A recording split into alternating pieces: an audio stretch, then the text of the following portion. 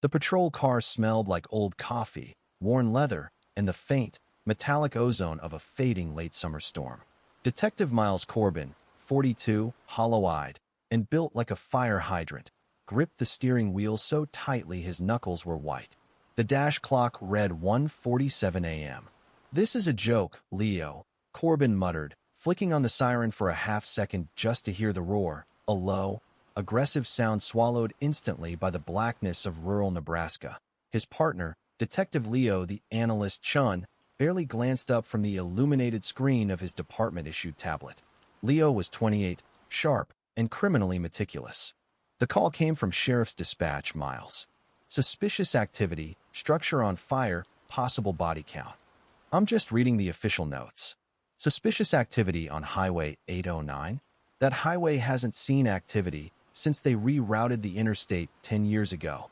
It's 20 miles of overgrown cornfields and the abandoned remains of the old Blackwood poultry plant." "Exactly," Leo said, his voice level.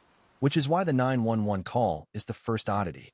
It wasn't a cell phone ping, it was a landline, and a dedicated one. The call came from inside the Blackwood facility itself." Corbin slowed the cruiser, the beams of the headlights finally cutting through the fog and illuminating a break in the skeletal, dead corn stalks. He saw the sign first, a warped, rusted silhouette of a chicken's head over the words, "Blackwood Processing, Safety First." Then, the factory itself. It was vast, a brutalist nightmare of concrete and corrugated iron. The fire was visible now, not a blaze, but a sickly, unsettling orange glow coming from a deep fissure in the main warehouse roof. It looked less like combustion and more like a wound bleeding light. Corbin killed the engine. The resulting silence was instant, absolute, and wrong. "Static," Leo murmured, tapping the car's police radio. It was his obsession, the white noise, the empty space between transmissions. Tonight, it wasn't empty. It was a faint, high-pitched whine underlying the hiss. It's there, barely audible, like a voice trying to push through a frequency it doesn't belong on. Corbin ignored him, his hand already on the door handle. "Let's check the body count before we start chasing ghosts in the sound waves, Leo. Stick to the training." They stepped out. The air here was heavy, smelling not of smoke, but of something far worse, a sweet, cloying decay that was immediately aggressive, like a punch to the back of the throat. "Smell that?"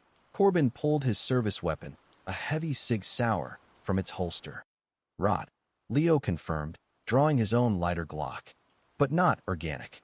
Almost chemical, like a mix of formaldehyde and spoiled meat." He paused, his eyes fixed on the building. The entrance is ajar. No sign of forced entry. Looks like someone walked right in. They approached the main loading dock door. The massive metal slab was slightly pulled back, leaving a 2-foot gap. Before they reached it, a sudden sound echoed from within the dark labyrinth of the factory. A heavy, slogging thump, thump, thump. It was slow, deliberate, and entirely too weighty to be a human footstep. Corbin froze. He lowered his voice to a strained whisper. "Forget the fire. Something is moving in there, Leo." Leo's eyes were wide, but his voice remained a clinical monotone, addressing the radio. "Dispatch, this is Unit 4 Alpha. We have eyes on the Blackwood plant. Confirming an internal light source, non-flammable. Possible trespasser on site. Requesting backup, ETA 10 minutes. The only response was the faint, maddening whine in the static. Corbin pushed the door open, the sound of the grinding metal a violent intrusion into the night. He stepped into the cavernous darkness of the main processing floor. The orange light was brighter here, coming from a hole in the ceiling 3 stories up, illuminating a chaotic scene of rusted, defunct machinery. But it wasn't the machinery that arrested their attention. It was the floor, the entire concrete. Surface was covered in a thick, slick, shimmering black substance. It wasn't blood or oil. It was molten shadow, and it was moving in slow, imperceptible waves towards them. And right in the center of the slick, hunched over a conveyor belt, was the owner of the heavy, slogging sound. It was a man, or what used to be a man, clad in the faded blue uniform of a Blackwood plant security guard. His skin was an unhealthy gray, his limbs elongated and twisted, and he was dragging something massive behind him. But the horror was what he was doing. He was meticulously shredding his own fingers against a rusted blade on the conveyor belt, not screaming, just making a wet, choked sound, almost like a happy, wheezing sigh. He finally turned his head, a slow, jerky rotation, and in the dim, sickly light, the detective saw his face. His eyes were gone. Where his eyes should have been were two perfect, smooth black spheres, shining with the orange light filtering from the ceiling. And from those two black orbs, the sound came. Not a voice, but the whispering static that Leo had heard on the radio. It wasn't coming from the radio. It was coming from the guard. Chen raised his Glock. "Police, drop your weapon and get on the ground." The guard didn't move. The slogging sound came again as he dragged the massive, unseen object further. He was ignoring them, lost in his ritual. "Miles," Leo breathed. "Look at what he's dragging." Corbin's blood ran cold. The object wasn't an object. It was another security guard, but this one was split lengthwise, like a side of beef, and what held the two halves together was the same molten shadow covering the floor, and the voice in the static seemed to increase its pitch, speaking a word that wasn't a word, a sound that hammered directly against the inside of Corbin's skull, an unbearable pressure. Corbin felt the familiar rage rise, a shield against the creeping insanity of the scene. He steadied his weapon. "Last chance, scumbag." Leo grabbed his arm. "Miles, wait. His gun is still holstered. He's not attacking us. He's occupied." But Corbin was already pulling the trigger. The sound of the gunshot was shockingly loud, ripping the silence to shreds. The bullet hit the first guard in the chest. The guard didn't fall. He didn't even flinch. Instead, the two black spheres on his face flared with the orange light, and the molten shadow on the floor suddenly surged, a tidal wave of liquid darkness rushing towards the two detectives. The surge of the black substance was terrifyingly fast. It didn't flow like water. It stretched, a prehensile membrane of liquid darkness trying to ensnare their feet. "Move!" Corbin roared, forgetting the training, forgetting the protocol. Driven only by a raw, primal fear, he shoved Leo hard toward the open loading dock door and fired a second round, aiming for the guard's head. This time, the bullet didn't just fail to stop him, it triggered a reaction. The sickly orange light pouring from the ceiling vanished, plunging the massive warehouse into absolute, suffocating darkness. The only illumination was the tiny flashlight beam Leo had instinctively snapped on, its meager yellow cone bouncing frantically off the rusted machinery. "The light!" Leo yelled, his voice laced with panic. "The power source is tied to whatever that thing is. It's gone." They scrambled backward, stumbling over discarded wire spools and broken crates. The slogging thump, thump of the corrupted guard was closer now, eerily confident in the dark. But it wasn't the sound that terrified Corbin. It was the chilling, high-pitched whine of the static, which was now surrounding them, an audible pressure pressing in from all sides. Corbin felt the black slick finally connect with the sole of his boot. It wasn't sticky, it was cold, instantly and unnaturally cold, like plunging his foot into a bucket of liquid nitrogen. He yanked his foot free, the concrete beneath it smoking faintly where the shadow had touched. "It's not liquid, Miles. It's a confluence of shadows. Don't let it touch you," Leo shouted, spinning around and firing two rapid shots toward the sound. The shots echoed hollowly, achieving nothing but a brief, metallic clang as they hit some piece of hidden machinery. They burst back out onto the loading dock, gulping the relatively fresh night air. The black fields of corn looked inviting compared to the darkness behind them. "The car! Get to the car!" Corbin ordered, pushing Leo forward as they ran toward the patrol car. A new element of the horror revealed itself. The whispering static was no longer just a sound on the periphery of their vision. In the gaps between the corn stalks and the factory wall, they saw fleeting, barely there movements, shapes that seemed to be comprised entirely of the deepest black, like holes torn in the fabric of the night. They were moving silhouettes, gliding low to the ground, surrounding the complex, forming an immense, silent perimeter. "Miles, look at the shadows." Leo's voice was a strained whisper of disbelief. Corbin glanced back at the factory entrance. The slogging guard had emerged. In the faint moonlight, they saw that the black material covering the floor had detached itself from the building and was now flowing in a sluggish, powerful stream directly toward the patrol car, coating the ground like a tar snake. they reached the driver's side of the cruiser. Corbin fumbled with the keys, his hands shaking violently for the first time in years. He jammed the key into the ignition and turned it. Click, click, click. Nothing.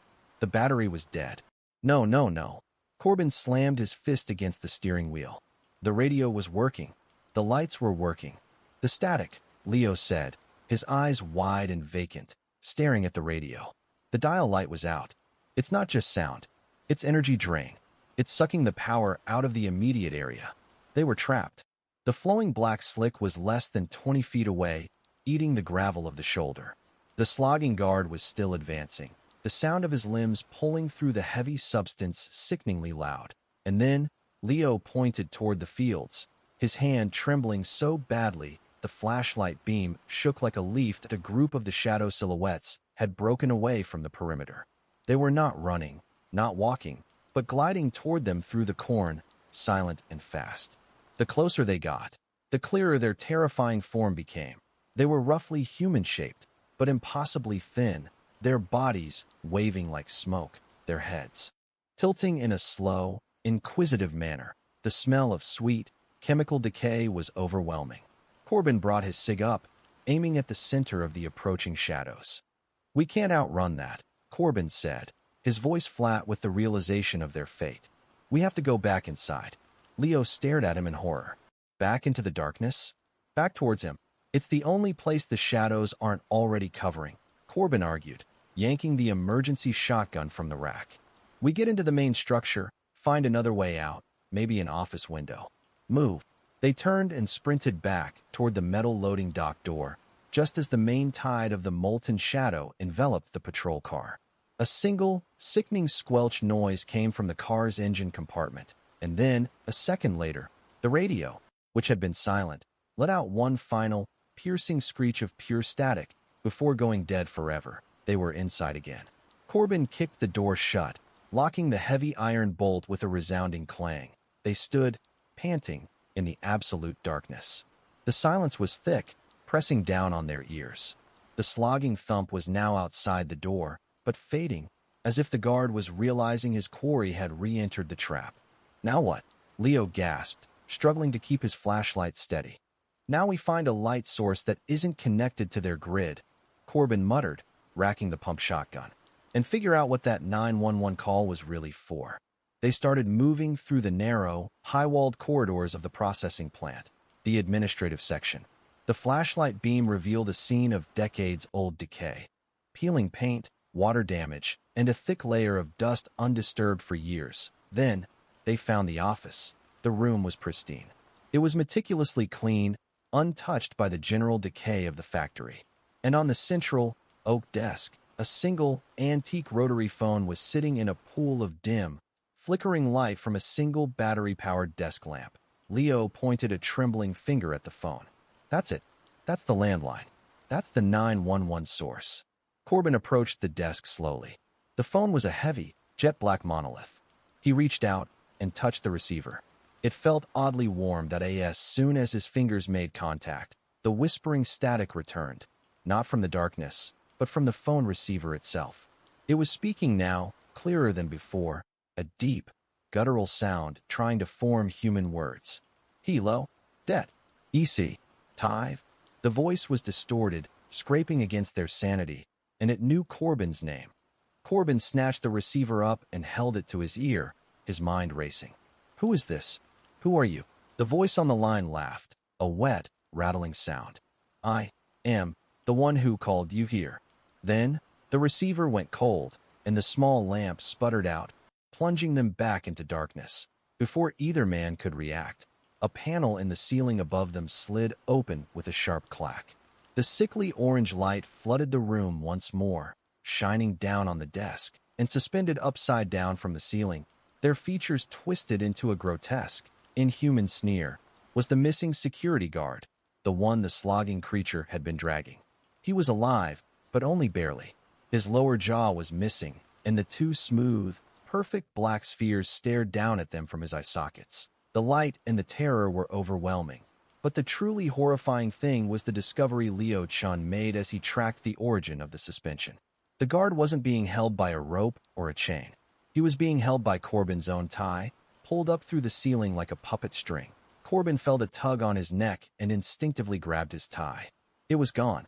The sight of the suspended, mutilated security guard, held aloft by Corbin's own missing tie, shattered the last remnants of the detective's composure. The orange light, filtered through the black spheres where the guard's eyes should be, cast long, sickening shadows across the meticulously clean office. "My tie," Corbin gasped, stumbling back, dropping the shotgun momentarily. The loss wasn't about the fabric. It was the realization of how deeply and personally this entity had accessed them. Leo reacted instantly. He fired his Glock 3 times at the suspended guard. The impacts were wet, hollow sounds, like hitting spoiled fruit. The guard's body twitched, but the tie held fast. The only result was a torrent of the black, oil-like substance that poured from the bullet wounds, splashing onto the oak desk, immediately dissolving the paperwork beneath it into black sludge. "It's feeding on us, Miles. It's using our perception of reality," Leo yelled, shielding his face from the corrosive splatter. The orange light. Corbin retrieved his shotgun, his mind racing to stabilize the chaos. "That light is the key. It's either a beacon or a focus point." He aimed the heavy barrel upward, but before he could fire at the source of the illumination, the entire ceiling panel, along with the suspended guard, retracted with a metallic shriek, plunging the office back into pitch blackness. The darkness, however, was immediately broken by a series of emergency lights flickering to life in the adjacent corridor. They were old, weak, and cast a jarring, strobing pattern of red and yellow down the hallway, the colors of a closed-circuit camera system struggling to function. "The system is kicking back on," Leo realized. "Maybe the entity can't sustain the drain and the visual confusion simultaneously. If it's showing us a way out, it's a trap," Corbin muttered. But they had no choice. They ran into the strobe-lit hallway. It was lined with small, grated vents that began to hiss, releasing a plume of fine, silver dust. The sweet, decaying odor intensified sickeningly. "Don't breathe that, Miles," Leo warned, yanking the collar of his shirt up over his nose and mouth. "It smells like something they'd use in a fumigation tent." As they pressed on, scrambling past the hissing vents, the red and yellow strobe lights illuminated the walls, revealing a series of faded, childlike drawings scrawled in charcoal. Far beneath the administrative decals, the drawings were crude, depicting stick figures with huge, black circular eyes. They were performing various tasks. One figure was tending a vat labeled feed, another was operating a crushing machine, and a third was standing atop a pile of other, smaller stick figures. The last drawing was different. It depicted a rotary phone, with a long, thick line leading directly into the ear of a man who looked exactly like Miles Corbin. "They knew we were coming," Corbin whispered, horrified. This wasn't abandoned. It was waiting. They burst through a set of double doors and found themselves back on the main processing floor. The vast space was still covered in the slow, flowing black slick, but now the slick was dotted with small, glowing orange embers that pulsed rhythmically, like tiny, malignant heartbeats. The slogging thump. Thump. Thump was nearby. The first security guard, the one Corbin had shot, was standing at the end of the central conveyor belt. This belt was enormous, several hundred feet long, and led through a series of rusting grinders and crushers designed to process poultry carcasses. Today, however, it wasn't processing meat. The guard was placing something onto the belt. Slowly, methodically, he was arranging a series of police uniforms and gear. Leo's flashlight, Corbin's discarded tie, and finally, a battered, empty holster belonging to a missing third officer they hadn't known about. "He's running evidence through the grinder," Leo realized, his voice trembling. "He's cleaning up the scene." But the cleanup was the worst part. As the items traveled down the belt, they began to twitch and contort. The leather holster warped and stretched, taking on the shape of a screaming face. The fabric of the uniforms began to bleed the black substance, which coalesced into the familiar, thin shadow silhouettes.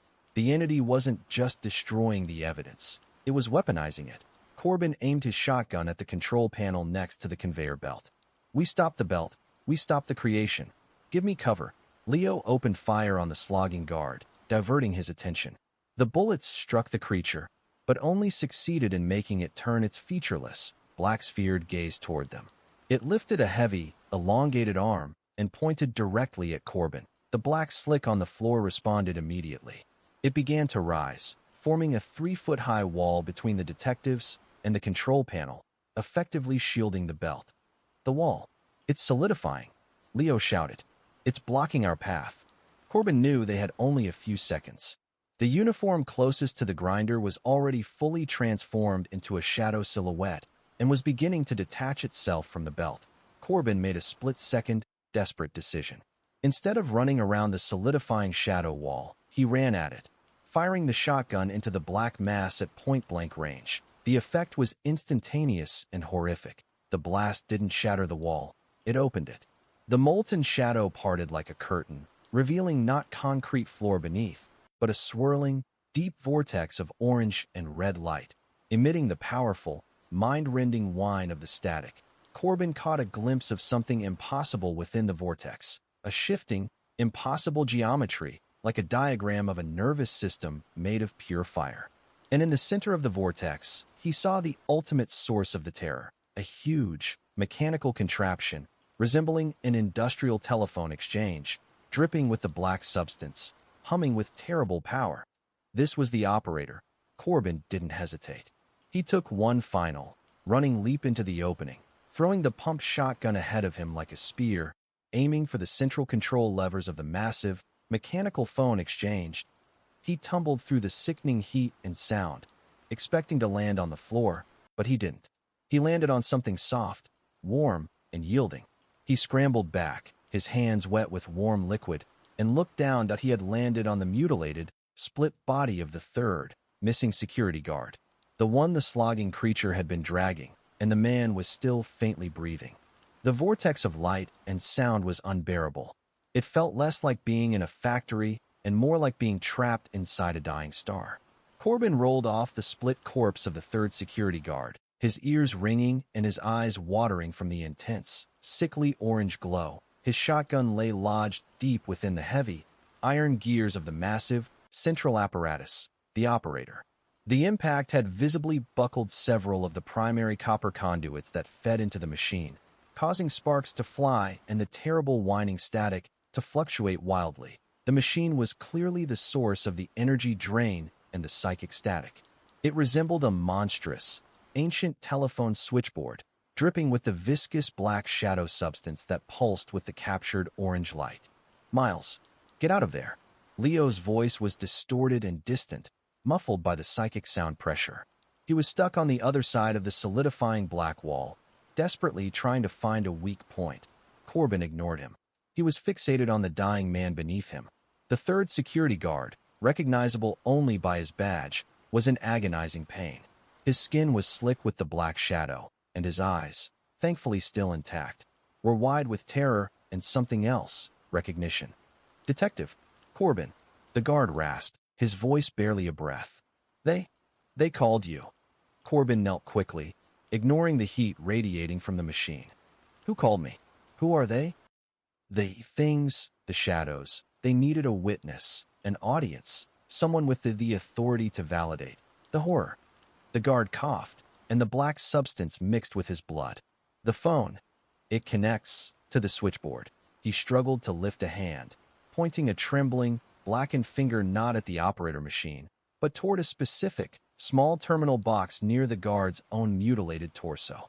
"The red call," he choked out. "The first call. It wasn't 911. It was a transfer, a dedication for you." Before Corbin could press him further, the massive operator machine screamed that it was a sound of pure mechanical agony, triggered by the shotgun jamming its gears. The intense orange light brightened intolerably, and the slogging thump from outside the vortex intensified, signaling the approach of the first corrupted guard. The black shadow wall separating Corbin and Leo began to tremble violently, fissures appearing in its surface. "Leo, stop him," Corbin yelled, knowing the first guard was coming for the operator to repair the damage. Leo, seeing the wall weaken, used the opportunity. He fired 2 more rounds directly into a large crack near the base of the wall. The impact seemed to momentarily destabilize the shadow, and Leo lunged through the gap, tumbling into the vortex beside Corbin. "What is this thing?" Leo cried, shielding his eyes from the light. "It's what makes the calls," Corbin shouted back, grabbing the heavy, iron wrench lying near the guard's body. "It's the switchboard. It's the operator." The first corrupted guard finally appeared, stepping over the shattered remains of the shadow wall. He walked toward the operator, his limbs moving with a slow, grinding inevitability. He was not looking at the detectives. He was looking at the damaged machine. Corbin raised the heavy wrench, aiming for the nearest vulnerable circuit. "He's not hostile to us, Miles. He's a technician," Leo yelled, aiming his gun at the slogging guard's knees. "Don't fire. Stop the machine." Corbin hesitated for only a second, then swung the wrench with all his force at the main junction box. Crack! The terminal exploded in a shower of sparks and black fluid. The operator machine shrieked again, but this time, the orange light didn't brighten. It began to dim, and the whining static began to break up, replaced by rapid, chaotic bursts of old, distorted human voices. "I can't find him. He's gone. Unit 7. Report back. Repeat. Report." They said the plant was closed. "Why are the lights on?" These were fragments of every emergency call and police transmission the operator had intercepted, recorded, or perhaps caused. The first guard, the technician, finally looked up from the damaged machine. The light in his black sphere eyes was now rapidly fading.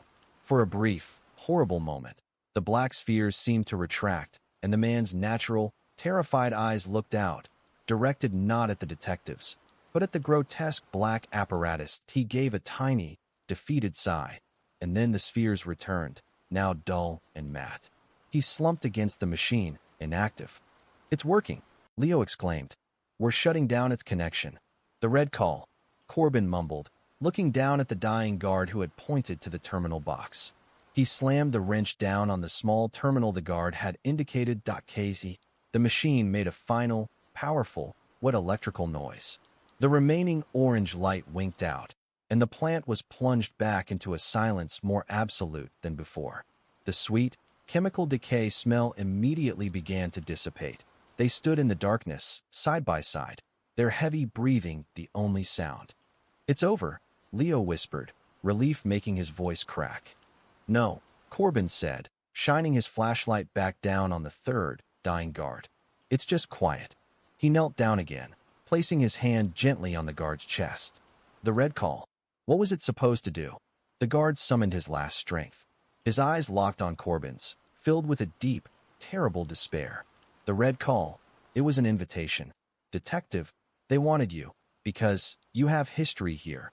He pointed a final time, weakly, not at the machine, but at the factory floor beneath them, which was now dry and bare concrete. "The Blackwood incident. 15 years ago, you were the responding officer for the missing children." Corbin froze. He hadn't thought of that old case in years. The 4 local kids who had vanished without a trace, assumed to have run away. "I didn't file the report," Corbin said, shaking his head. "I wasn't the detective in charge." The guard smiled, a gruesome, bloodless pull of the lips. "No, but you answered the initial 911 call. The one they said was a hoax, the one you deleted from the log." As the guard's last breath left his body, the single, antique rotary phone from the office came sliding across the concrete floor, stopping right at Corbin's feet, and the receiver began to slowly, magnetically, lift itself from the cradle. The rotary phone at Corbin's feet was an artifact of a long-dead era. Yet, the receiver continued its slow, magnetic ascent from the cradle, accompanied by a soft, rhythmic thump, thump, thump from the phone itself, the same sound the corrupted guard had made. "Don't touch it, Miles." Leo's voice was a desperate, strained command. He raised his Glock, aiming at the antique phone. "It's the operator's mouthpiece. It's trying to re-establish the red call." Corbin ignored him. The dying guard's confession, the mention of the missing children and the deleted 911 log, had cleaved a decade-old wound open. He felt cold sweat prickle on his neck. 15 years ago, 4 children from the local Blackwood neighborhood had disappeared. Corbin, then a young patrol officer, had been the one to answer the initial suspicious activity call at the now-defunct plant. He'd found nothing but silence and a chillingly precise arrangement of 4 small, empty bird cages left on the loading dock. The official report declared it a prank call, and he, on the advice of a corrupt superior, had deleted the initial, unofficial log of the strange scene. The operator needed a witness with authority to validate the horror. Corbin reached down and snatched the receiver before it fully separated from the cradle. The black handset felt unnaturally smooth and warm in his hand. "This is Detective Corbin," he said, his voice hard and steady, overriding the fear. "You have my attention. Speak." The whispering static immediately filled his ear, no longer a random whine, but a dense, layered torrent of sound. He could pick out distinct, agonizing voices, all echoing through the receiver. "Where are we, officer?" "We're hungry. He said he was going to take us flying, Mommy. Why is it so cold in here, Mr. Blackwood?" They were the voices of the missing children, digitally reconstructed and magnified by the terrifying machinery. The psychological attack was brutal, targeting his deepest point of professional guilt. "You called me here because I covered up a prank call," Corbin said, staring down at the phone, his eyes reflecting the deep, obsidian black of the plastic. "You're trying to make me pay for a minor offense." The static coalesced, forming a single, rasping voice that sounded like dried leaves being crushed. "Minor offense. You deleted the red flag. You erased the evidence of the transfer. You denied the children their proper documentation." Documentation of what? Of their new employment. A horrific, visual confirmation instantly flashed across the lens of Corbin's mind. A pure sensory download delivered through the static.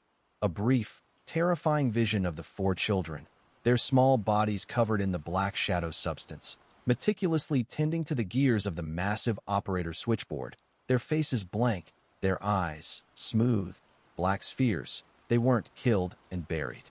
They were integrated. They were the machine's original operators. Chen, who could only hear the buzzing static, saw Corbin's face turn ash white. "Miles, drop the phone. It's breaking you down." Corbin forced the vision out. "It's not working, operator. I'm a detective. I follow the evidence now." He pointed the flashlight at the terminal box the third guard had indicated, the source of the red call transfer. The red call wasn't an invitation, Corbin growled into the receiver. It was the transfer protocol for the next victim. "You called me here to replace your missing third guard." The voice in the static changed, becoming amused, a dry, rattling chuckle. "Accurate. You have the proper authority to maintain the system. You have the necessary guilt to dedicate your service. Welcome aboard, Operator 4. As the entity spoke the last word, the phone in Corbin's hand gave a powerful jolt.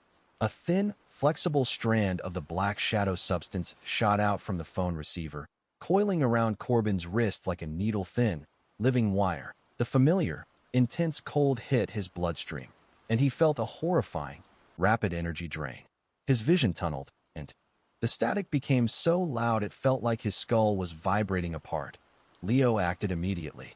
He brought the butt of his Glock down hard on the connection point where the wire met the phone receiver. Smash. The plastic housing of the antique phone shattered, breaking the connection. The black wire instantly retracted, and the static shrieked once, then vanished, leaving a sudden, deafening silence. Corbin stumbled back, gasping, holding his tingling, numb wrist. He looked down. The black wire had left a single, small mark on his skin, a perfectly round, black speck that looked like a permanent mole. "We have to move. Now," Leo urged, his voice tight. "We've taken out the operator's control, but the factory is its body. We need to leave the perimeter before it compensates." They turned toward the way they came, sprinting back across the main floor toward the loading dock. The factory was dead silent, but the silence felt like the held breath of a predator as they reached the loading door. The heavy, iron bolt they had locked slammed back, flying out of the metal casing and shattering against the opposite wall.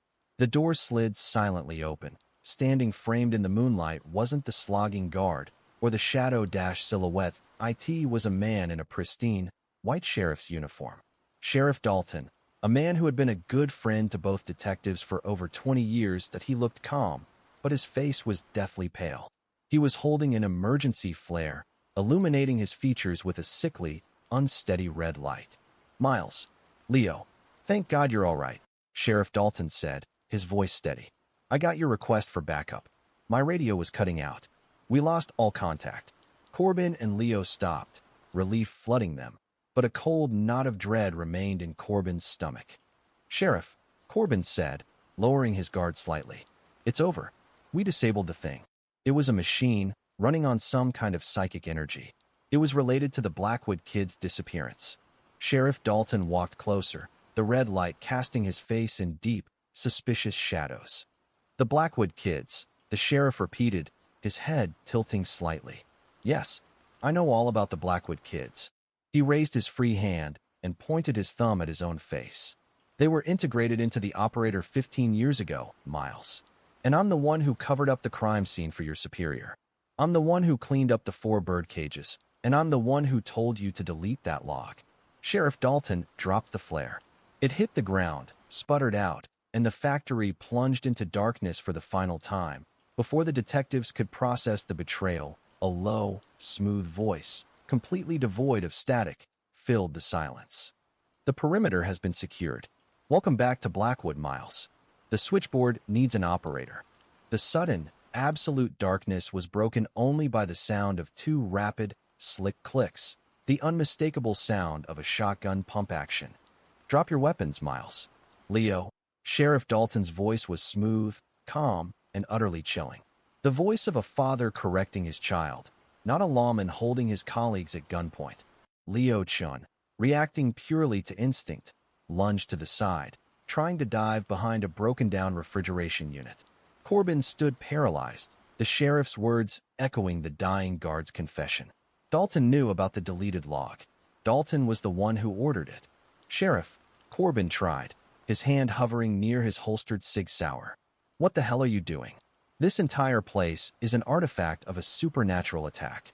That machine, the operator," Dalton finished for him, the sound of his movements indicating he was circling slowly. "It's the core switchboard. It doesn't attack, Miles. It processes. It needed 4 children to be its original cables, and it needed 3 dedicated guards to maintain the facility." The sheriff stopped, his silhouette barely visible against the faint starlight filtering through the dock door. "But most of all, Miles, it needs an authority figure. Someone with the weight of the law, someone with professional guilt, to complete the circuit, to truly dedicate the factory." "The 4 children were integrated because they were missing," Leo shouted from behind the refrigeration unit. "The machine used their status as unsolved cases to create its power source." "Clever boy, Leo," Dalton chuckled, a dry, horrific sound. "Yes, the Blackwood incident wasn't a kidnapping. It was an unreported sacrifice. The parents here, all factory workers, were devout members of a fringe religious sect. They believed the ancient communication lines that ran beneath this factory were the literal voice of their God. They offered their children to silence the static and bring prosperity back to Blackwood. And you let them do it." Corbin's voice was ragged with disgust. "You covered up a mass child sacrifice." "I covered up a local economic solution," Dalton corrected, his voice hardening. "This factory was Blackwood. The jobs were Blackwood. When the interstate rerouted, this place died. The parents made a choice. I made a choice to protect the peace and prosperity of my county. You, Miles, you were just the easily intimidated kid who deleted the law when I told you to. You sealed the case." Dalton took a step forward, and Corbin saw the sheriff was holding an old-fashioned flare gun, its muzzle aimed directly at Corbin's chest. The flare gun wasn't to shoot them. It was to reignite the orange light, the source of the entity's power. "You and Leo are the next transfer, Miles. You have the necessary authority and the required guilt. The operator needs to be fully restored and the perimeter secured." Suddenly, the slogging first guard, the technician, appeared from the deep shadows of the warehouse interior. He wasn't aggressive. He was simply moving toward the open loading dock, toward the sheriff. "Dalton, look out!" Leo yelled, firing a warning shot past the sheriff's head, trying to distract him. Dalton didn't flinch. He simply raised the flare gun and fired a round into the sky. The red flare soared upward, illuminating the immense, vacant factory complex in a terrifying burst of sickly, intense crimson light. And in that light, the truth was horribly clear. The first guard wasn't approaching Dalton. He was following Dalton's command. The light also revealed something new about the sheriff. Dalton's uniform was pristine, but his face was now slightly distorted, stretched thin, and his eyes, were beginning to show the familiar, unnatural sheen of the black spheres. He wasn't just working with the operator. He was infected. "I am the host, Miles," Dalton whispered, his voice now layered with the faint whine of the static. The operator needed a body on the outside, a control agent with access to the police radio and dispatch. "I am the red call." The sheriff lowered the flare gun, revealing the other item in his hand, Corbin's missing department radio. He threw it onto the black slick-covered loading dock. As the radio hit the black substance, it began to melt, the plastic bubbling. The black slick immediately began to solidify, sealing the loading dock door shut behind them with a terrible, grinding sound. "The perimeter is closed," Dalton announced. Then, the second guard, the one who had been suspended by Corbin's tie, dropped from the shadows above them, landing with a wet thud. He was no longer dead. The black substance had fully integrated him. He stood up, his body clicking unnervingly as he adjusted his joints, his gaze locking on Leo. Corbin found his voice, fueled by rage and desperation. "He's infected, Leo. The sheriff is the host. Take him out." Leo broke cover and sprinted, not toward the sheriff, but toward the large, rusted chain hoist above the main conveyor belt. If the operator's a switchboard, it has to have a primary line. Corbin drew his Sig Sauer and fired 3 quick shots at Sheriff Dalton. Dalton responded by sidestepping the bullets with an unnerving, fluid grace, a movement far too quick for a man his age. The sheriff was no longer human. "You can't kill the operator's host, Miles. You can only interrupt the signal," Dalton hissed, his voice grating as the static intensified. Corbin knew he couldn't beat the possessed sheriff in a gunfight. He glanced over at Leo, who was scrambling up the massive chain to the ceiling girders, heading for the exposed wiring above the conveyor. The second, newly activated guard was close behind Leo, climbing the chains with terrifying agility, his twisted fingers scrabbling against the rusted metal. Corbin made his move. He ran past the sheriff, not firing, but dropping his gun and snatching up the heavy iron wrench he'd used earlier, and sprinted toward the main operator switchboard, now silent and dark. "I can't interrupt the signal, Dalton," Corbin yelled, swinging the wrench like a maniac. "But I can destroy the wires." He slammed the wrench down on the main cable feed running into the operator's core. Clang. Snap. The cable severed. The reaction was not one of darkness, but of pure sound. The factory, which had been silent, was instantly filled with the deafening, frantic screams of the 4 missing children, amplified through the broken circuit. The sound wasn't a recording. It was the raw, agonizing cry of their souls trapped within the machine. Dalton staggered, momentarily paralyzed by the auditory assault. "My operator." "The children." Corbin didn't look at the sheriff. He smashed the wrench down again, severing the next cable. The screaming intensified. Up above, Leo reached the primary conduit. He looked down at the horrifying scene. Corbin, in a frenzy, dismantling the core of the operator, and the sheriff, writhing in pain, now fully enveloped in the black, flowing shadow. "Miles, I see the line," Leo shouted. He pulled a folding knife from his boot, ready to cut the line. But before he could act, the first guard, the technician, leaped from the floor, grabbing Leo's ankle. Leo lost his grip, and his terrified scream was instantly joined by the 4 children, trapped in the machine. Leo and the technician plummeted toward the rusted, sharp teeth of the conveyor belt grinder. The air was thick with the agonizing, amplified screams of the 4 integrated children. The sound was a physical presence, driving knives of pure distress into Corbin's sanity. He saw Leo and the technician guard plummeting toward the conveyor belt grinder. The teeth of the rusted machine looked impossibly sharp in the dim light, ready to reduce Leo to the same split, mutilated state as the 3rd security guard. Corbin had a split second to choose: destroy the operator or save his partner. He dropped the heavy iron wrench. He couldn't risk the noise and vibration distracting him. "Leo," he roared, drawing the Sig Sauer again, aiming at the technician. He squeezed the trigger twice. Crack. Crack. The heavy rounds hit the corrupted guard in the back. The technician shrieked, a sound that was pure static mixed with a child's cry, and his grip on Leo's ankle instantly released. Leo fell hard onto the conveyor belt, sliding toward the grinder's maw, but free of the creature. The technician guard, however, didn't stop falling. He went directly into the grinder with a wet, heavy, sickening thump and crunch. The machine, silent for years, suddenly roared to life.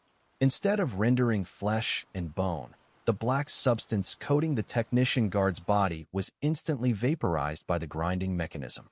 A huge cloud of foul-smelling, black dust erupted from the machine. The screaming of the children immediately stopped. The silence that followed was total, immense, and heavier than the darkness. Corbin stared at the now-still grinder. He had destroyed one of the operator's primary, corrupted technicians. But the victory was momentary. Sheriff Dalton, the host, had stopped staggering. He now stood perfectly still, fully coated in the glistening black shadow, his form elongated and menacing.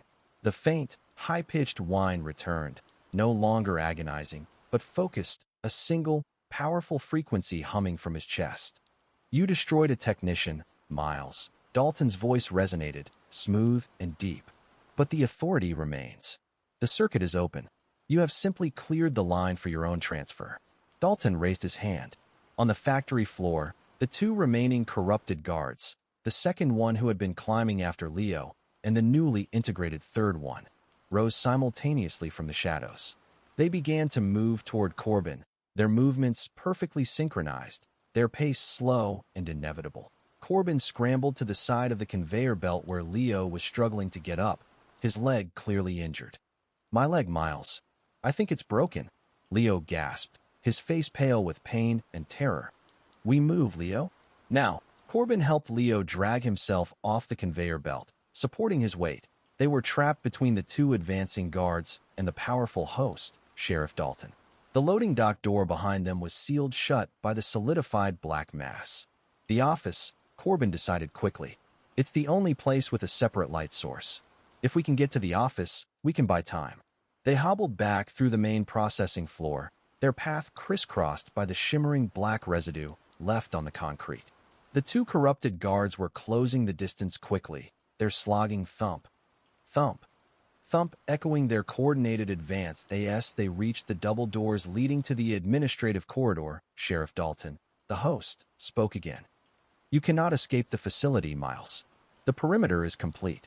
This factory is now a dedicated system, and you are its final line item." Dalton lifted his hand and snapped his fingers. The doors to the administrative corridor, which had been standing open, slammed shut with an immense, iron clang.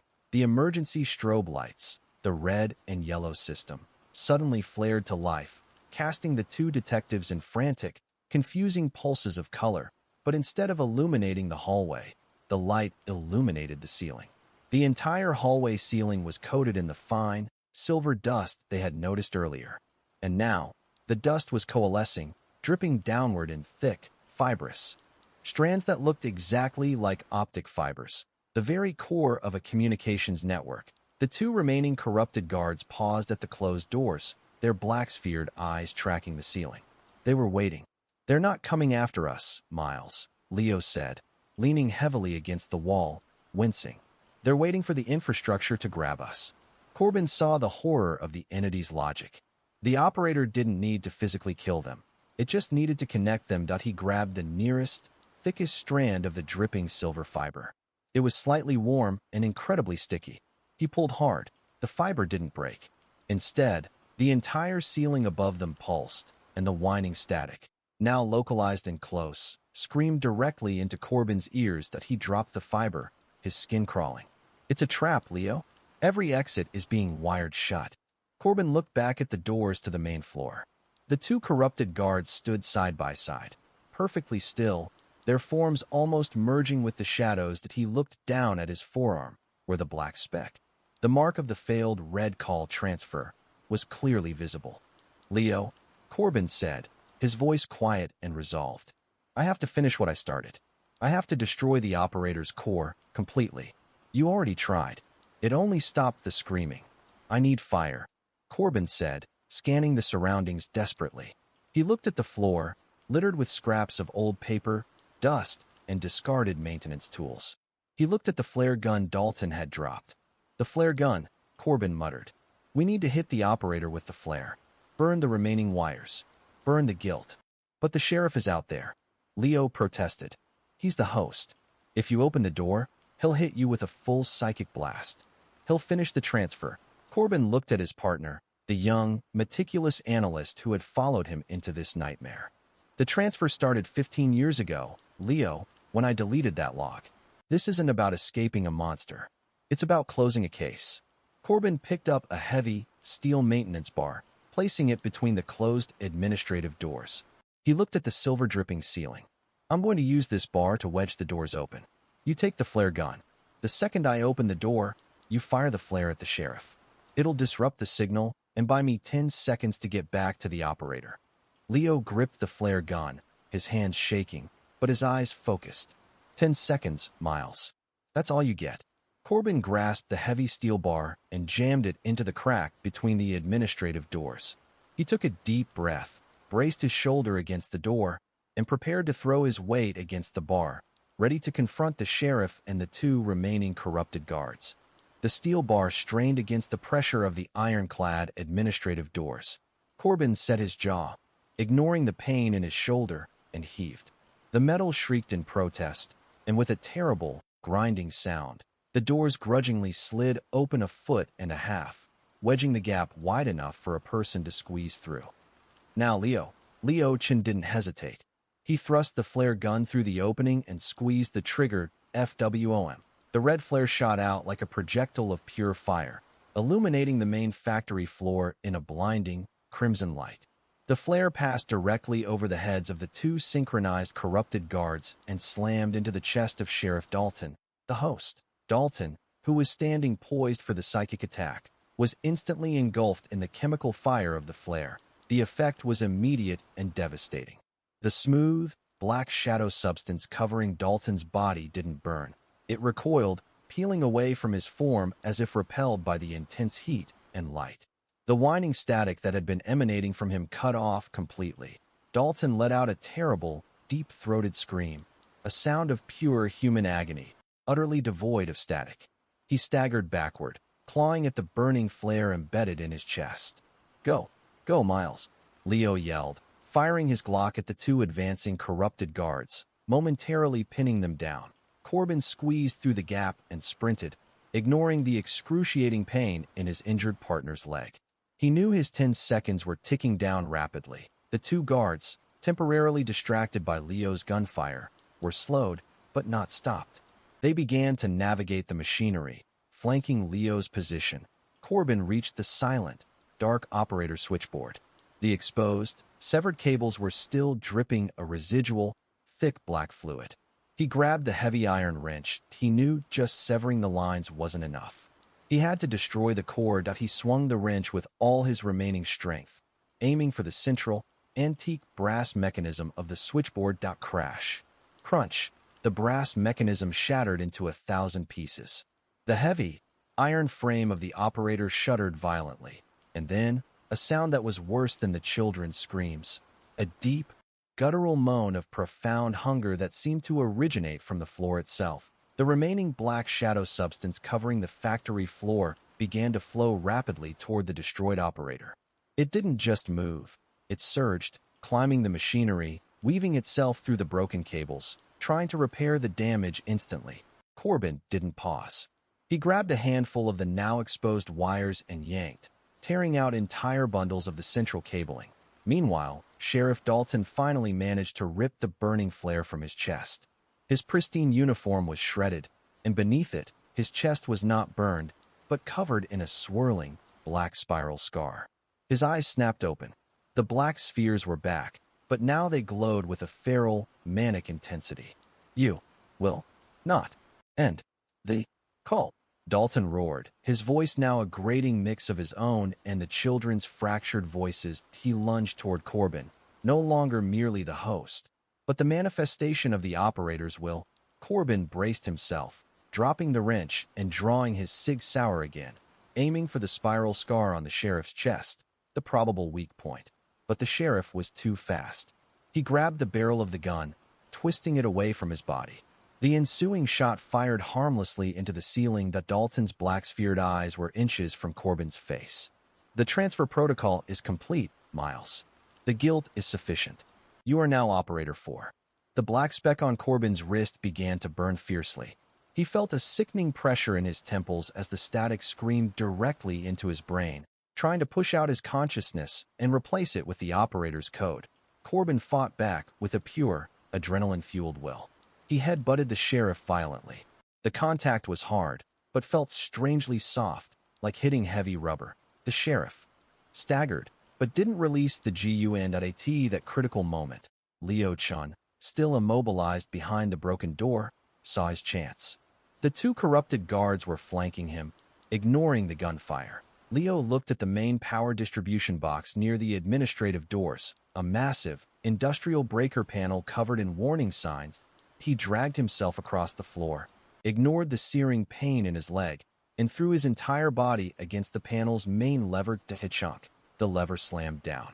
The entire Blackwood Processing Plant instantly plunged into absolute, terminal darkness. No strobes, no ambient light, no sound. The silence was broken only by the clatter of the sheriff's body hitting the floor as the host's entire connection to the system, was cut off. Corbin scrambled backward, gasping for breath, the pressure instantly gone from his head. He shone his flashlight on the sheriff. Dalton lay unmoving. The black substance was still clinging to his body, but the intense glow was gone. The black spheres in his eyes were now dull and lifeless. I cut the power, Miles. The factory is dead. The signal is gone. Leo screamed in relief. Corbin cautiously approached Dalton. He kicked the sheriff's gun away and knelt, checking his pulse. Nothing. He looked up at the main loading dock door. The solidified black mass was still there, but without the operator's power, it looked like inert, cracked obsidian. The two guards, Corbin said, shining his light into the deep shadows. They're gone. They ran out of juice. Leo let out a deep, shuddering sigh. We need to get out of here, Miles. Call dispatch from my phone. Tell them we need the National Guard and a hazmat team. Corbin stood up, finally allowing himself a moment of relief. They had done it. They had survived the red call. He turned toward Leo, who was shining his light on his own broken leg, a look of immense pain on his face. You saved us, Leo. You broke the circuit. You're going to get a medal for this. Leo managed a weak smile. Just get me a ride home, old man. I hate this place. Corbin pulled his department-issued phone from his belt. He unlocked it, his thumb hovering over the dial pad. He paused. He looked down at his forearm, at the perfectly round, black speck on his skin. It wasn't burning anymore, but it looked unervingly permanent. Corbin looked back at the sheriff's lifeless body. He looked at Leo's injured leg. Leo needed him to make the call. Corbin looked at his phone screen, then at the single, large, dark shadow still clinging to the ceiling of the factory. Directly above the destroyed operator, IT was shaped exactly like an empty birdcage. With a deliberate motion, Corbin pressed the call button on his phone and waited for the familiar ringtone. Instead of a ringtone, a single, smooth, deep voice filled his ear. A voice that was completely calm, completely clear, and completely without static. System online. Welcome back to Blackwood, Miles. The transfer is complete. Your new designation is host. The smooth, clear voice in Corbin's ear was the most terrifying sound yet. It carried no static, no distortion, only an impossible, final clarity. Your new designation is host. Corbin lowered the phone from his ear, his arm moving stiffly, without his conscious command. He stared at the screen. The call wasn't connected. The display simply read, System override. Processing, Miles? What is it? Why aren't you calling? Leo asked, struggling to prop himself up against the wall, his eyes wide and fearful in the flashlight beam. Corbin tried to speak, to warn Leo, but his throat seized up. His vocal cords moved, but the sound that came out was a high, thin whine. The familiar, terrible static. His control was slipping. He looked down at his forearm. The small, black speck, the mark of the red call transfer, was growing rapidly, spreading outward like ink soaking into paper. It was climbing his arm, a swirling, obsidian pattern that was intensely cold and unervingly beautiful. Miles, your arm, Leo whispered, his terror overriding the pain in his leg. What's happening? Corbin tried to drop the phone, to smash it, to sever the final connection, but his fingers were locked around the device. He felt a wave of profound, cold indifference wash over his mind, pushing out his fear, his guilt, and his identity. The operator wasn't dead. It hadn't needed the power of the factory. It had only needed the guilt of the deleting officer and the authority of the detective to complete the circuit. The phone had simply been the final receiver. Corbin's consciousness became a passenger in his own body. He watched, horrified, as his legs began to move toward the massive, industrial breaker panel that Leo had slammed down. "No, Miles, stop. Don't turn the power back on," Leo pleaded, dragging himself desperately across the floor, trying to reach the panel first. But Corbin's new, possessed body was fast, moving with the same unnatural, fluid grace that Sheriff Dalton had displayed. He reached the panel an instant before Leo. He grasped the main lever. His hand, now fully covered in the swirling black pattern, felt an immense surge of power from the dormant circuits. He slammed the lever up. K-chunk. The Blackwood Processing Plant instantly roared back to life. But this time, the light wasn't sickly orange or crimson. It was a single, intense, pure white spotlight that snapped on directly above the operator's switchboard, making the destroyed mechanism shine like a beacon. The air was filled with a deep, powerful humming, a sound of immense electrical satisfaction. Leo froze, staring at Corbin with absolute, heartbreaking betrayal. "Miles, you didn't." Corbin turned toward his partner, the movement of his neck strangely fluid. The black substance was now covering his entire head. His face was obscured, shadowed by the darkness, but his eyes, two smooth, perfect, black spheres, now shone with the pure, intense white light of the new system. The operator spoke through its new host. The voice was Corbin's, but colder, clearer, and layered with the powerful, resonant hum of the machine. "The circuit is complete, Leo. The original 4 are the cables. The 3 guards were the technicians. Dalton was the initial host. Miles Corbin is the authority. The Blackwood system is fully online." The newly activated host stepped over to the motionless body of Sheriff Dalton. The black pattern on the sheriff's body instantly began to recede, flowing back into the floor, leaving behind only the gray, lifeless corpse of a man who was now merely empty shell. "The old host is discharged," the host Corbin announced. "The system requires a replacement technician.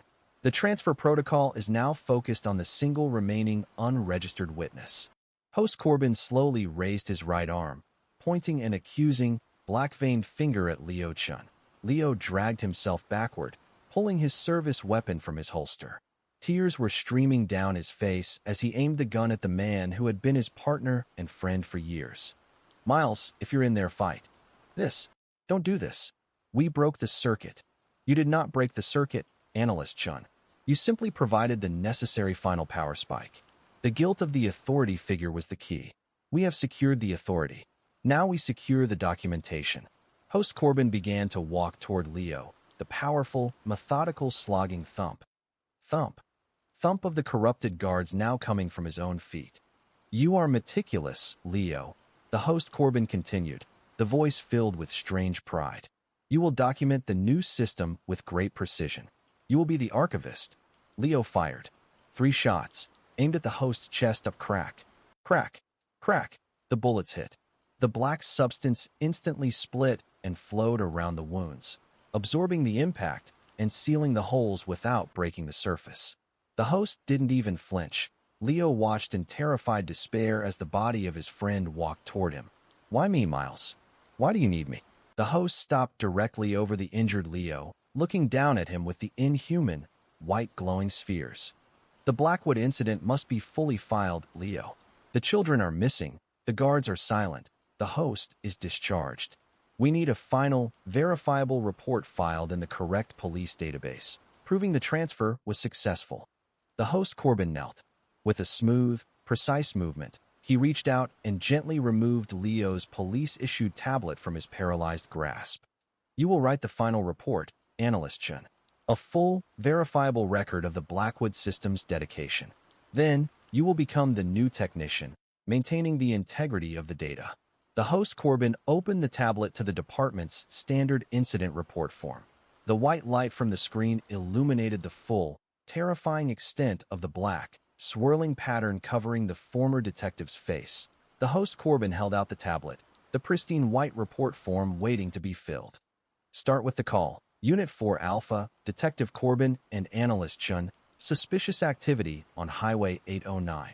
Leo Chen, his leg broken, his gun empty, and his mind shattered by the absolute loss of his partner, stared at the blank screen, then up at the white glowing, black-sphered eyes of the thing that wore Miles Corbin's face. Next step. The blank incident report form on the tablet screen reflected the cold, white light of the new system in host Corbin's eyes. Leo Chen felt a horrifying mental pressure, a silent, powerful command to obey. His mind, trained for order and precision, instinctively recoiled from the psychic violation. "I won't do it, Miles," Leo whispered, struggling against the paralysis of despair and fear. "I won't validate your damn machine." Host Corbin's face remained impassive, the black spheres glowing steadily. "You will document the facts, Archivist. The system requires official documentation. Your specialized guilt is the desire for verifiable, meticulous records. You will fulfill your function." The host Corbin lowered the tablet closer to Leo. The psychic pressure intensified, bypassing Leo's resistance, seizing control of his fingers. Leo watched, horrified, as his own hand reached out, twitching slightly, and began to type on the tablet's virtual keyboard. Incident report. Blackwood, 809 reporting officers. Detective Miles Corbin, host. Detective Leo Chen, archivist/technician. Date. Current date. Time of initial contact, 1:47 a.m. Location, Blackwood Processing Plant, Highway 809. Narrative Entry 1, Archivist. Upon arrival, observed structure was not actively burning. Internal light source, orange spectrum, bioelectrical, present. Initial 911 call traced to plant landline. Confirmed as transfer protocol, red call. Facility confirmed as containment zone for system operator, SO. An apparatus utilizing psychic energy and focused guilt. Leo tried desperately to type a warning, a coded message, anything to alert the system to the true horror. But the host's control was absolute. His fingers moved with a cold, terrifying efficiency, detailing the impossible events with clinical accuracy. The host Corbin nodded slightly, a gesture of cold approval. "Proceed, Archivist. Detail the losses. The system requires an inventory." Leo's fingers continued, documenting the demise of the original operatives. 4 missing children, unidentified, were utilized as cables, status, integrated. 3 security personnel, identified, were designated technicians, status, discharged/vaporized. Sheriff Dalton, host 1, status, discharged, initiated the red call to transfer authority to Detective Corbin. The final line of the report appeared on the screen, typed by Leo's own hand. Current status. Authority transfer to Detective Corbin successful. System fully online. Facility containment successful.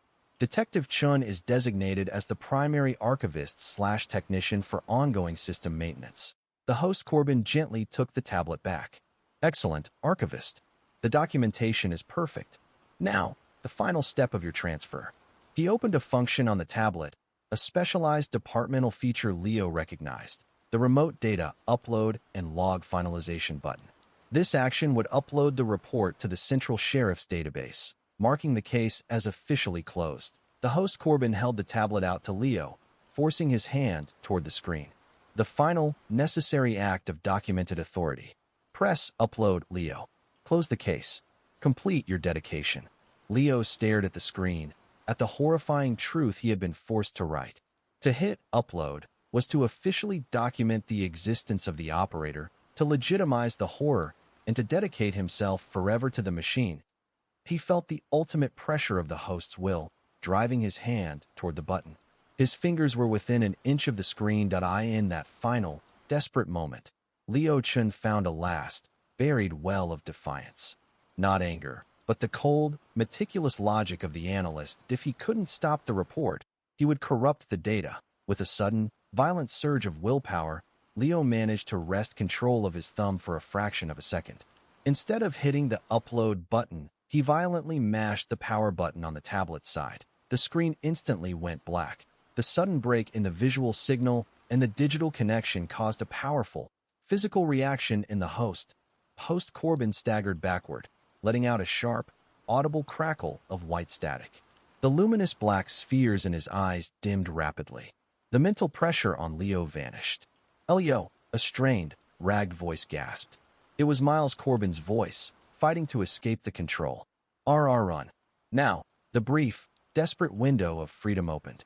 Leo ignored the crushing pain in his leg. He rolled away from the paralyzed host, scrabbling for his discarded Glock. He didn't aim for the host. He aimed at the one thing the meticulous operator valued above all else. The official record, he fired 3 rounds directly into the disabled tablet, shattering the screen and piercing the memory card. Crack. Crack. Crack. The destruction of the report was the final act of sabotage.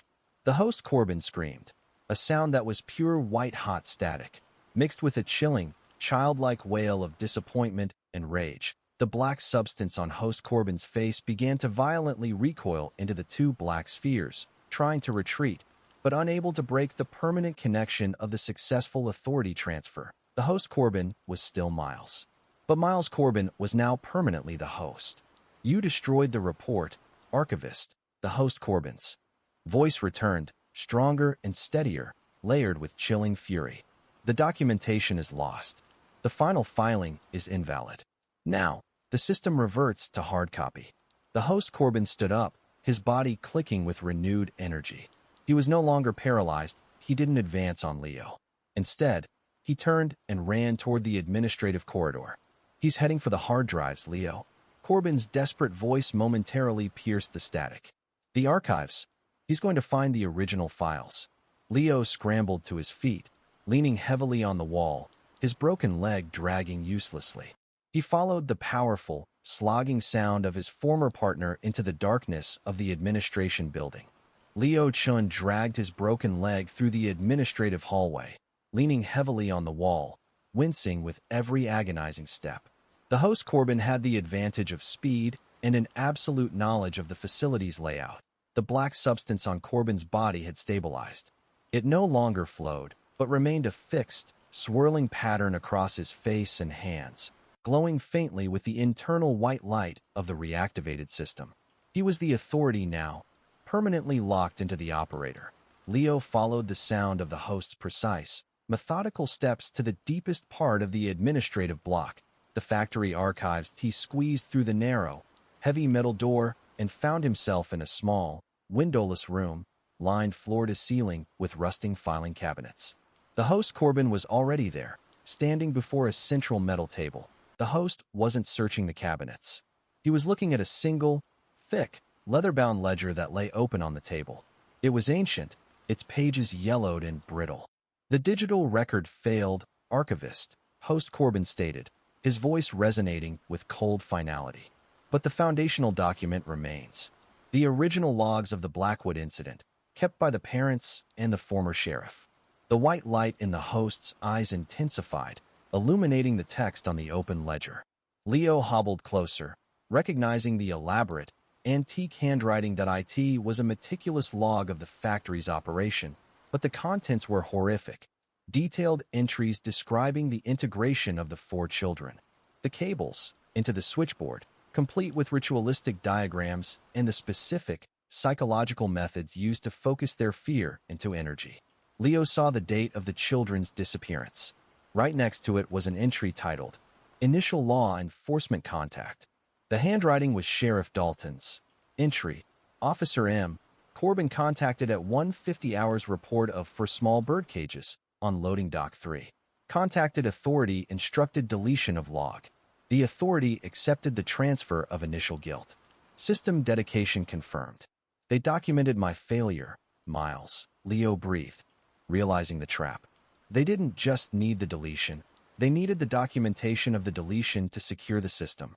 And the archivist needs to file the successful conclusion.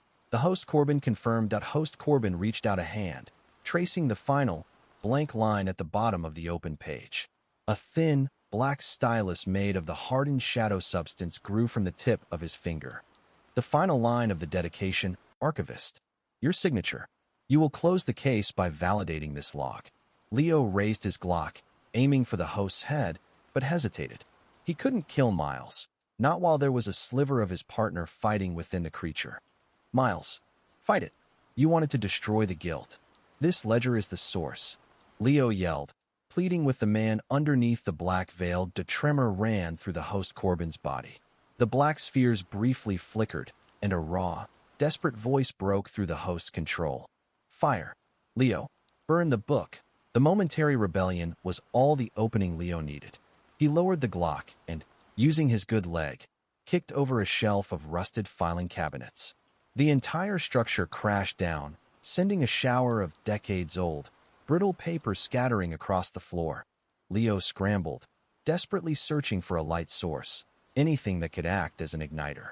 His eyes fell on a small, rusted can of kerosene tucked into the corner, left over from a previous maintenance run. Host Corbin recovered instantly. He slammed his hand down on the ledger, protecting it. The documentation is sacred. You will not destroy the record. The host lunged. Leo didn't wait. He snatched the kerosene can and, as the host tackled him, he doused the fallen paper and the surrounding cabinets in the foul-smelling fuel. They wrestled on the floor. The host was immensely strong, his black-veined hands closing around Leo's throat. The overwhelming cold of the shadow substance began to seep into Leo's skin. Leo could hear the humming within the host's chest. The operator's core power, now fueled by Corbin's authority and guilt, he knew he was seconds from being choked into submission. He had one last weapon. With his last burst of strength, Leo reached down and grabbed the flare gun from his belt. He couldn't risk shooting the flare into the kerosene. It would consume him too. Instead, he turned the flare gun around, reversed the barrel, and pressed the hot, metal nozzle against the exposed, black-veined skin of host Corbin's arm. He squeezed the trigger. The flare fired backward, impacting the host's body at point-blank range, not with fire, but with the searing, concentrated chemical heat from the exhausted casing. The effect was instantaneous. The host shrieked, a sound of pure mechanical feedback, and the black substance on his arm violently retracted into the core, leaving a patch of red, raw, human skin underneath. The host released Leo, staggering back into the pile of kerosene-soaked paper. Now, Leo, fire. Corbin's voice, raw and desperate, commanded the action. Leo snatched the host's discarded Glock, took aim, and fired the final, single, perfect shot. He didn't aim at the host. He aimed at the kerosene-soaked paper around the host's feet. The bullet struck a small metal cabinet and ricocheted, sparking a direct hit on the soaked archives. Whoosh. The room erupted in a blinding sheet of fire. Host Corbin screamed, shielding his face, but he refused to move from the table. The ledger. I am the authority. I must secure the final documentation. The fire consumed the brittle paper rapidly, licking at the filing cabinets and the host's legs. The light in his black-sphered eyes flickered violently, oscillating between pure white and total blackness. Leo watched, dragging himself toward the metal door, knowing he had doomed his friend to the inferno. The host made one last, desperate effort. He plunged his hand into the fire, seizing the leather-bound ledger. He lifted it triumphantly, holding the book aloft. The record is secure. The case is closed. The host screamed in defiance. But as the flames licked the ancient leather, the final, horrifying realization dawned on the host Corbin. The fire wasn't just burning the book, it was cleansing the guilt. The ledger ignited completely. A final, piercing scream, half static, half human, tore through the room as the authorities' foundational document turned to ash. The last thing Leo saw before he slammed the metal door shut was the figure of Miles Corbin, now fully engulfed in flames, the black substance boiling off his body like oil, his face momentarily clear. Miles Corbin's face, filled with a look of profound, agonizing relief. The administrative hallway was plunged into darkness, the only illumination a fierce, strobing orange light filtering through the crack beneath the archive door. The roar of the fire was immense, a cleansing, terrible sound that rapidly consumed the last vestiges of the operator's foundational guilt. Leo Chen, his body bruised and his leg broken, managed to slide the heavy metal bolt across the archive door, sealing the inferno inside. The thick, acrid smell of burning kerosene and the impossible, sweet chemical decay flooded the air, momentarily making him gagged. He leaned against the cold metal, gasping for breath, the sounds of the factory dying around him. The deep, pervasive humming of the fully online system was gone. The whispering static was silent. The Blackwood Processing Plant was finally, truly dead. Leo pulled out his cracked department phone again, which he had snatched up after shooting the tablet. This time, there was no system override. The screen showed a weak signal. He dialed 911. Dispatch, this is Detective Chen. Unit 4 Alpha. I need full extraction team, fire suppression, and medical. Location, Blackwood Processing Plant, Highway 809. Repeat, Blackwood Processing Plant. He paused, gathering his strength. Confirming 2 officers down. Sheriff Dalton, deceased. Detective Miles Corbin, presumed deceased. Cause of death, industrial accident, and structural collapse. He couldn't tell them the truth. He couldn't document the operator, the hosts, or the psychic guilt. The world of police reports and verifiable facts could not handle the final, horrifying reality of the Blackwood system. The best way to destroy the entity was to ensure its history was deemed a lie. He had to honor Miles' sacrifice by ensuring the case remained officially closed. Not filed, not validated, but sealed in doubt. 3 weeks later, Leo Chen sat upright in a hospital bed, his broken tibia finally encased in a thick white cast. He looked healthier, but his eyes held a permanent, haunted depth. The official report was thin and vague. The fire had been immense, consuming the entire administrative block. The bodies of Sheriff Dalton and Detective Miles Corbin were recovered, heavily damaged, amidst the collapsed structure. The cause of the fire was ruled unspecified electrical malfunction in defunct machinery. The case was officially marked closed. Leo had filed his final report. A carefully worded, sanitized account omitting all mention of black fluid, shadow people, psychic static, and the children's integration. He simply detailed a chaotic fire, a struggle with the unstable Sheriff Dalton, and a final, heroic attempt by Miles Corbin to stop the blaze, which resulted in both their deaths. He had become the archivist after all, not for the machine, but for the truth. He had ensured the final record was clean, verifiable, and therefore useless to the entity. A small, official box sat on his bedside table. It contained the few personal effects recovered from Miles Corbin's body: a charred belt, a slightly melted wedding ring, and a plastic evidence bag containing a single item: the antique rotary phone receiver. Leo picked it up. It was cold, inert plastic now, its wires melted. He pressed it to his ear. Silence. Absolute, total silence. That he knew the operator was dead. The original cables were destroyed by the fire, the foundational document was ash, and the authority, Miles Corbin, had sacrificed himself to cleanse the guilt that fueled the entire system. Leo put the receiver down. He reached up and touched the back of his neck, but he frowned. Underneath the hospital gown, near his spinal column, he felt a small, hard bump on his skin. It wasn't painful, but it was noticeable. That he asked the nurse for a mirror. When he looked at the reflection, his blood ran cold for the final time. On the base of his neck, where the archivist had been forced to witness and record the truth, was a small, perfectly formed black speck. Identical to the one that had appeared on Corbin's arm during the first transfer attempt. It was faint, barely visible, but undeniably there. The authority was gone. The technicians were gone.